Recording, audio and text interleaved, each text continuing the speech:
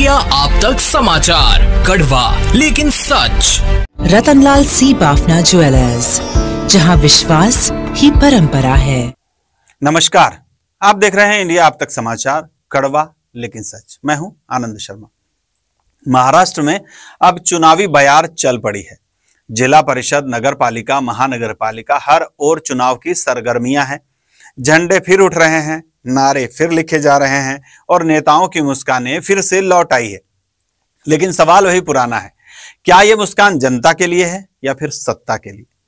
लोकसभा और विधानसभा चुनाव में हमने देखा था कि भारतीय जनता पार्टी, शिवसेना और राष्ट्रवादी कांग्रेस पार्टी मिलकर मैदान मार लिए थे। एक युति बनी थी, सीटें बटी थी, कुर्सियां सजाई गई और सरकार बन गई।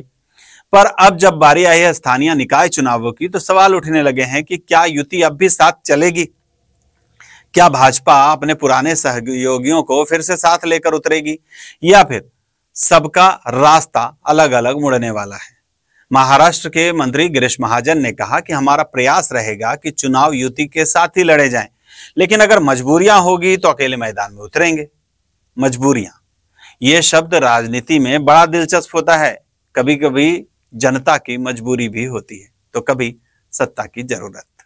हा, समजा आता मग समजा युती नाही झाली, एकमेकाच्या विरोधात उभे राहिलो तर आपण एकमेकांना निवडून आणण्यासाठी थोडीच उभे राहणार आहोत। आमचा प्रयत्न आहे की महायुती म्हणून आपल्याला लढायचं आहे, महायुती म्हणूनच आम्हाला लढायचं आहे सगळ्या निवडणुका। पण समजा कदाचित काही ठिकाणी नाही जमलं, मैत्रीपूर्ण लढत आम्ही करू आणि मैत्रीपूर्ण लढत करत असताना आम्ही एकमेकांना पाडणारच होतो, आम्ही एकमेकांना निवडून आणण्याचा प्रयत्न करणार। राज्यभरामध्ये आमचा हा निर्णय आहे। माननीय देवेंद्रजीने आम्हाला सांगितलेलं आहे की आपल्याला आमचे अध्यक्ष रवींद्र चव्हाण त्यांनी सांगितलेलं आहे आणि वरतून आम्हाला आदेश आहे की आपण महायुतीमध्येच लढत। फार अपवादात्मक परिस्थिती आहे की इथे आता जमतच नाही, फार तणातण आहे। काही ठिकाणी मैत्रीपूर्ण लढत होईल, पण आम्ही महायुतीमध्येच लढणार आहोत।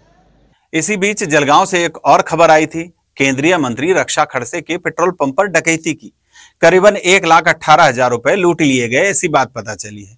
पुलिस ने कई संदिग्धों को पकड़ा भी है, पूछताछ चल रही है। लेकिन जब पत्रकारों ने यह सवाल मंत्री गिरीश महाजन के साथ किया तो उन्होंने हंसते हुए कह दिया कि डकैती में मेरा हाथ नहीं है। रक्षा खडसेंच्या पेट्रोल पंपावर दरोडा पडलाय, लाखो रुपये लुटले गेले। माझा हात नाही ना? नहीं नाही, तुम्ही म्हणता एकनाथ खडसे म्हणतायत म्हणून म्हटलं एखाद्या वेळेला ते इकडे बोट दाखवतील। अब यह मजाक था या डकैतों पर तंज, यह तो जनता समझे।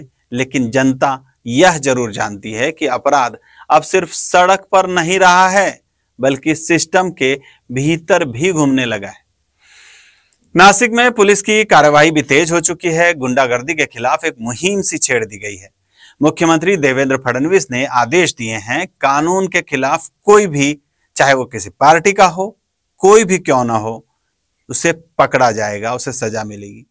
नाशिकला तर इतकी धुलाई मोहीम आम्ही त्या ठिकाणी हाती घेतलेली आहे की अगदी गुंडगिरी मुक्त करण्याचा संकल्प आम्ही केला आहे। गुंडमुक्त नाशिक हा संकल्प आम्ही त्या ठिकाणी केलेला आहे आणि गेल्या आठवडाभरापासून नाशिकर बघतायत मग कुठला पक्ष आहे, कुठल्या याचा समाज आहे, कुठला धर्म आहे, हा कुठे पाहायला जाणार नाही।